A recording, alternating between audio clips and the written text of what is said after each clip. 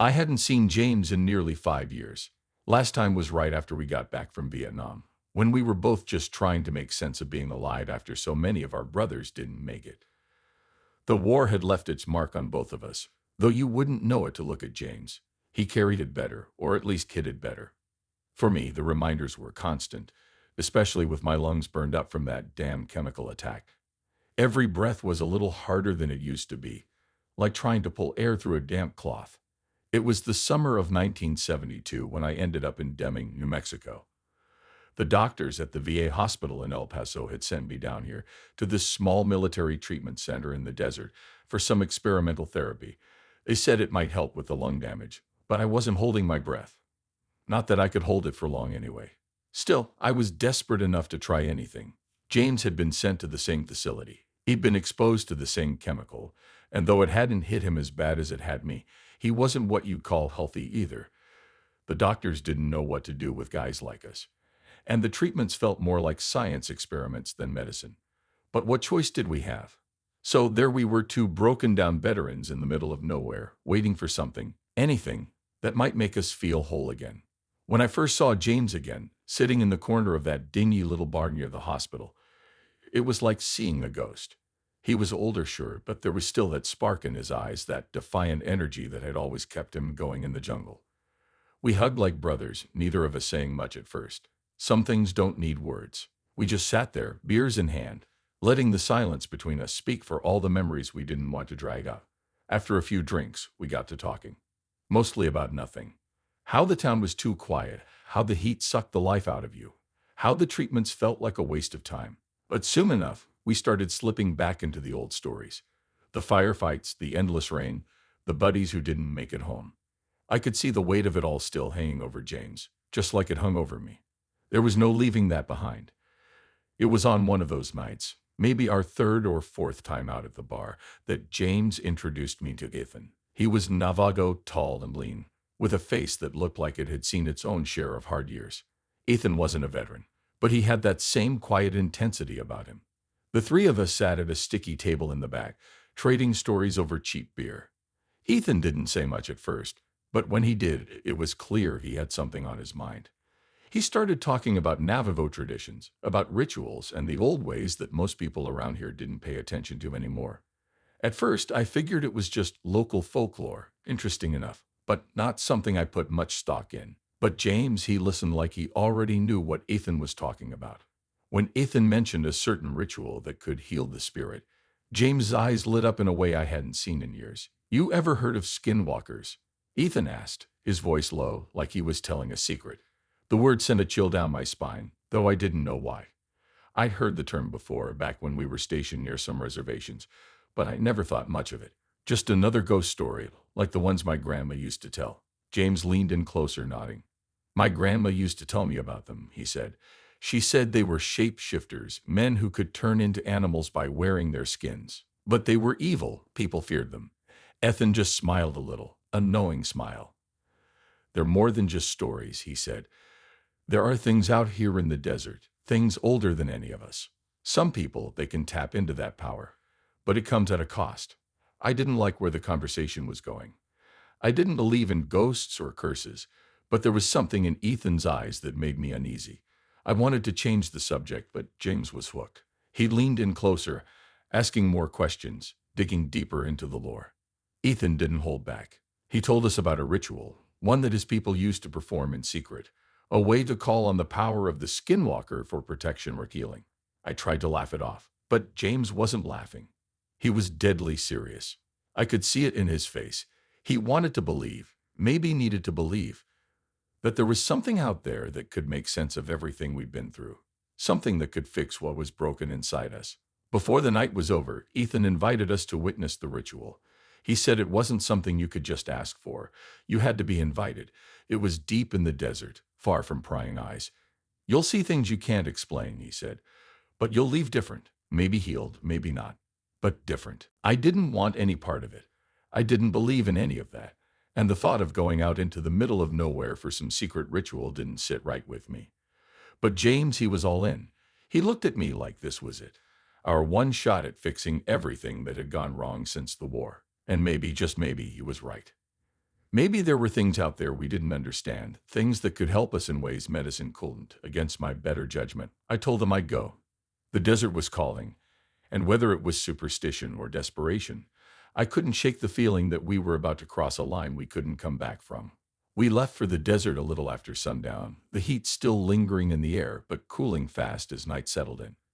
Deming was quiet as we drove through the town's dusty streets, past shuttered stores and darkened homes, until we hit the highway that stretched out into the empty wilderness. The further we got from town, the more the sky opened up, revealing a thick blanket of stars overhead. But it wasn't the kind of peaceful night that makes you feel at ease.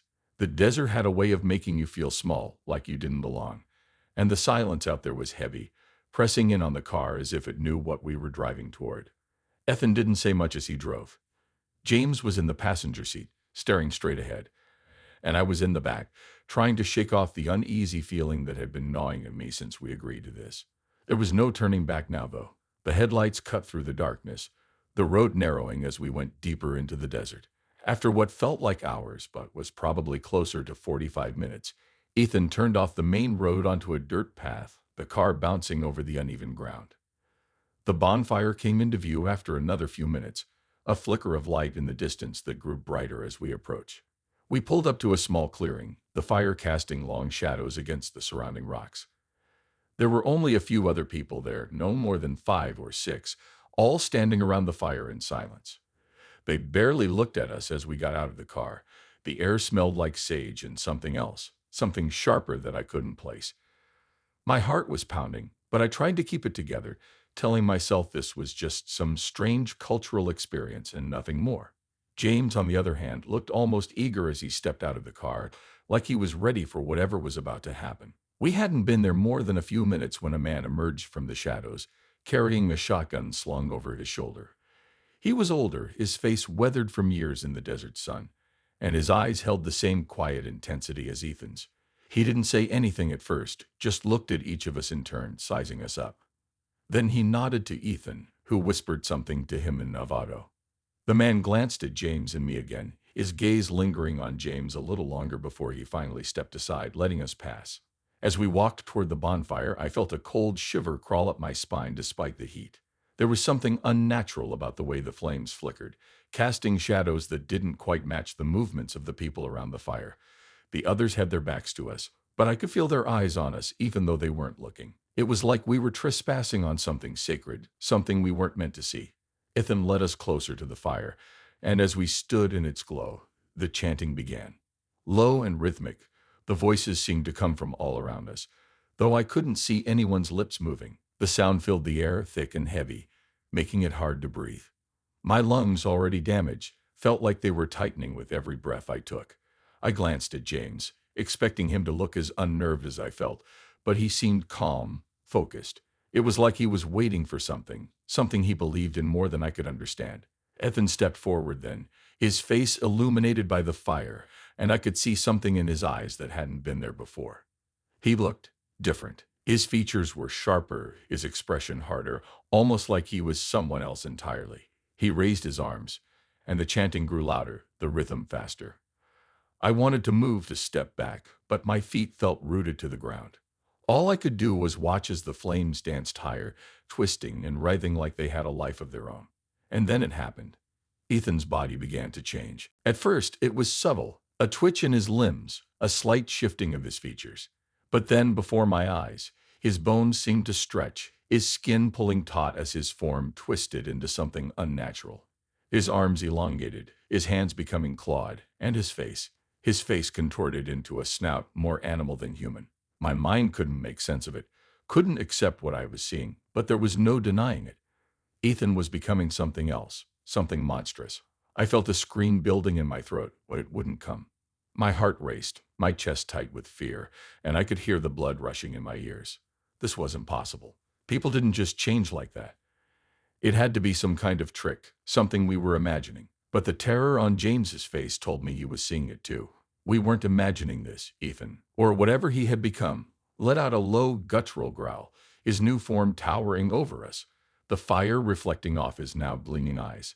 The chanting stopped suddenly, replaced by a deafening silence that made the moment even more unbearable. I could barely breathe. my lungs straining as if the air itself had thickened around us. Every instinct in my body screamed at me to run, but I couldn't move. We were trapped, paralyzed by the horror of what we were witnessing. Then, just as suddenly as it had started, the transformation stopped. Ethan, or the creature he had become, turned and walked into the shadows, disappearing into the darkness beyond the fire's light. The silence stretched on, oppressive and suffocating, until finally the others around the fire began to move again, as if nothing had happened. I stood there, my mind racing, trying to process what I had just seen. James looked as shaken as I felt, his eyes wide with disbelief. There was no way to explain it, no rational explanation that could make sense of what we had just witnessed. But I knew one thing for certain: whatever that was, it wasn't something we were supposed to see. The drive back to Deming was a blur. None of us spoke, the weight of what had happened pressing down on us like a heavy blanket. I kept replaying the scene in my head over and over, but it didn't make any more sense the second or third time. Ethan had transformed into something impossible, something out of the darkest Navajo legends, and I had been there to see it, but seeing wasn't the same as understanding. And after that night, nothing would ever be the same again. Ethan disappeared after that night in the desert. The following morning, James and I woke up still reeling from what we had seen, though neither of us had the courage to say much about it. The memory of Ethan's transformation was burned into my mind, and every time I closed my eyes, I saw him twisting into that monstrous figure, his body no longer human. We didn't talk about it, as if keeping quiet could somehow make it less real. But the silence wasn't enough to shake the feeling that something terrible had happened.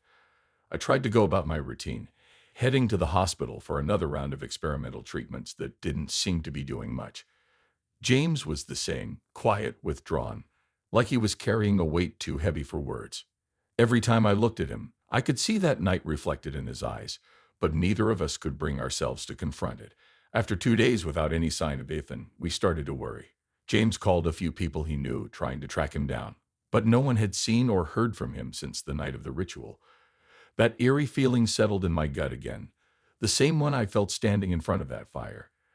I couldn't shake the thought that something unnatural was at work, that Ethan hadn't just walked away from us that night. He had become something else, something dangerous. But the rational part of my brain fought to make sense of it all, to find an explanation that wasn't rooted in folklore and fear. Then we got the news that Ethan's body had been found.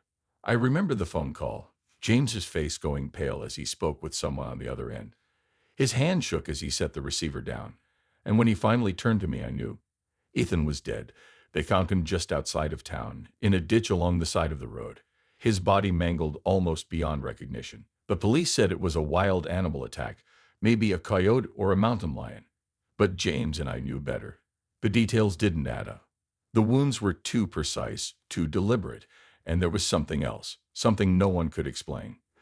People had reported seeing a deer running near the road the night Ethan died, but not just any deer.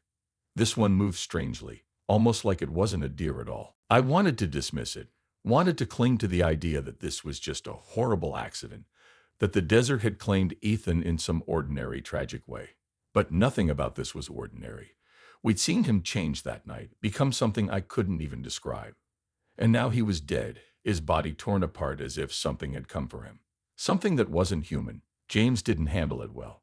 He stopped going to the hospital for treatments, stopped talking to me about anything other than Ethan. He spent his days poring over Navajo legends, digging through stories about skinwalkers, trying to find some kind of answer. It was like he couldn't rest until he understood what had happened, until he knew for certain whether Ethan had become one of those creatures, or if something else had killed him. For me, it was harder to accept. My mind still fought against the supernatural explanation, clinging to logic, to the world I knew before the desert. But the evidence was stacking up against me. Ethan's death, the transformation we had witnessed, it all pointed to something I didn't want to believe in. And the more I thought about it, the more the fear started to creep in, seeping into my thoughts until I couldn't ignore it any longer. The thing that stuck with me the most was the idea of the deer. The way people talked about it, like they had seen something out of place, something unnatural. In Navajo legend, skinwalkers could take on the form of animals, but they weren't perfect. They'd always carried a trace of their human selves, something that gave them away. And the more I heard about that deer, the more convinced I became that Ethan hadn't died as a man. James grew obsessed with the idea. He kept saying that Ethan's transformation hadn't been complete, that he tried to become something else, what hadn't fully crossed over. That's why he was killed, James said. He was caught between two worlds, unable to survive in either. I didn't know if I believed him, but it was hard to argue when every day brought more questions and fewer answers. I started noticing changes in James too. He was more paranoid, more withdrawn, like he was scared of something he couldn't name. He'd talk about hearing noises outside his window at night, strange sounds in the distance when he was out walking in the desert. At first, I thought it was just the stress, the trauma of losing Ethan, but it got worse. He became convinced that whatever had killed Ethan was coming for him next. We never talked about the ritual anymore, at least not directly, but it hovered between us, an unspoken weight. I could see it in James' eyes every time we sat together in silence, the way his mind was trapped in that moment when Ethan became something else. I wanted to help him, wanted to tell him that it was all in his head, that we were safe, but I couldn't. Not after what we'd seen. Not after what had happened to Ethan. The worst part was that I was starting to feel it too, the sense that something wasn't right, that something was out there watching us. I tried to shake it off, tried to tell myself it was just paranoia. But the desert had a way of getting under your skin, of making you doubt the things you thought you knew. And after Ethan's death, I didn't know anything for sure anymore. The mystery of Ethan's death hung over us like a shadow, and every day it seemed to grow darker. We were both spiraling, trapped between the past and whatever the hell that ritual had unleashed. And deep down, I knew we couldn't outrun it. After weeks of silence and fear, James came to me one night, eyes wild and hands shaking.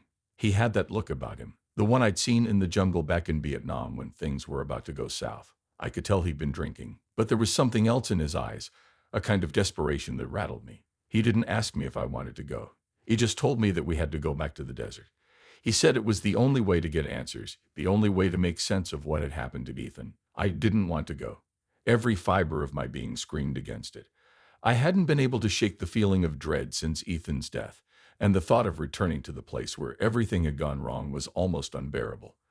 But James wasn't giving me a choice. He needed this. Maybe it was the guilt of dragging me into this mess in the first place, or maybe it was the brotherhood we shared from our time in the war, but I couldn't turn him down. So we left late that night, the air heavy and still as we drove back out to the desert. It was the same road we'd taken before, but this time the journey felt different. There was no talk of rituals or healing. There was only silence, broken occasionally by the sound of James muttering to himself, words I couldn't quite catch. He kept saying Ethan's name, over and over, like he was trying to summon him back from the dead. The moon was hidden behind thick clouds, leaving the desert in complete darkness. I didn't like it one bit. The headlights of the car barely cut through the night, and the desert seemed to close in around us. When we finally reached the clearing where the bonfire had been, everything looked different. The fire was long gone, leaving only a ring of scorched earth and a few scattered stones. But the air was the same, thick with an unnatural stillness, like the land itself was holding its breath. We stood there for a while, not speaking, just listening to the emptiness around us. I could feel the tension in the air, like something was waiting just beyond the edge of the clearing. My lungs felt tight, and I had to remind myself to breathe. James wandered around the old fire pit, kicking at the stones and muttering again. I stayed close to the car, my eyes scanning the horizon for any sign of movement. The desert was vast, but it felt like we were being watched. Then, out of the corner of my eye, I saw it, a shadow moving in the distance. At first, I thought it was just a trick of the light, but then it moved again, slowly, deliberately. It was hard to make out in the darkness, but I could tell it wasn't human. It moved too fluidly, too naturally, like an animal stalking its prey. My heart raced as I nudged James, pointing toward the shadow. He didn't seem surprised. In fact, he barely reacted, like he had been expecting it. "It's him," James whispered, his voice hollow. "It's Ethan." I didn't know what to say. The shape in the distance wasn't Ethan. It couldn't be. But as it moved closer, I couldn't shake the feeling that it was something more than just an animal. It had a presence, something that sent a shiver down my spine. It stopped at the edge of the clearing, just beyond the ring of stones, and for a moment I thought it was going to come closer. But it stayed there, watching us. "Ethan's trying to tell us something," James said, his voice trembling. He stepped toward the shadow, his hands outstretched like he was trying to reach for it. I grabbed his arm, pulling him back. There was no way in hell I was letting him walk into whatever that thing was. He turned to me, eyes wide and wild. "We need to follow him. It's the only way." I shook my head, fear twisting in my gut. That's not Ethan, I whispered, but James wasn't listening. He yanked his arm free and started walking toward the shadow. I called after him, but he didn't stop. He was too far gone, lost to whatever madness had gripped him since Ethan's death. I didn't know what to do. My instinct screamed at me to get in the car and leave, to let James chase whatever ghost he thought he was seeing. But I couldn't leave him. Not like this. So against my better judgment, I followed him. We walked into the darkness, leaving the car and the remnants of the fire behind. The shadow stayed just ahead of us, always moving just out of reach. I don't know how long we walked, but it felt like hours. The desert seemed to stretch on forever, and the farther we went, the more the fear gnawed at me. I could barely breathe, my lungs burning as the dry air clawed at them. But James didn't stop, didn't even look back. He was driven by something I couldn't understand. Then, without warning, the shadow disappeared. One moment it was there, leading us deeper into the desert, and the next it was gone. We stood there, alone in the vast emptiness, and for the first time, James seemed to realize what we had done. He turned to me, his face pale and drawn, his eyes filled with fear. "We shouldn't have come here," he whispered, his voice barely audible. "It's not safe." Before I could respond, the air around us changed. It was subtle at first, just a shift in the wind, but then the temperature dropped, and I could feel something moving in the darkness. It wasn't the shadow we had been following. It was something else, something bigger. I heard it before I saw it, the sound of heavy breathing, like an animal lurking just out of sight. My heart pounded in my chest as I backed away, my hand gripping James' arm again. "We need to go," I said, my voice shaking, but it was too late. The thing in the darkness stepped forward, and I could see it clearly now. It was the same creature I had seen Ethan become that night at the ritual, the same twisted, monstrous form that had haunted my nightmares.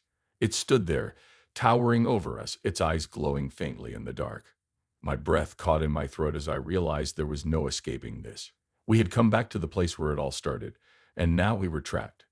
James froze, his body rigid with fear, and for a moment I thought he was going to break. But then something shifted in him. He let out a low growl, the sound filled with rage and terror, and lunged at the creature. I tried to stop him, but it was too late. He charged into the darkness, his fists swinging wildly, as if he could fight the thing that had destroyed Ethan. But there was no fight. The creature moved too quickly, too fluidly, and in an instant, James was on the ground, writhing in pain. I stood there, frozen in horror, as the creature loomed over him, its claws gleaming in the faint light. I knew I had to do something, but my body wouldn't move. All I could do was watch as the thing turned its gaze toward me, its eyes locking onto mine. And then, just as quickly as it had appeared, the creature vanished. The desert was silent again, the air still, but the weight of what had just happened lingered. I ran to James, dropping to my knees beside him. He was alive, but barely. His breath came in shallow gasps, his body shaking with shock. "We shouldn't have come here," he whispered again, his voice weak. "We've made a mistake." I didn't argue. I knew he was right. We had crossed a line, and there was no going back.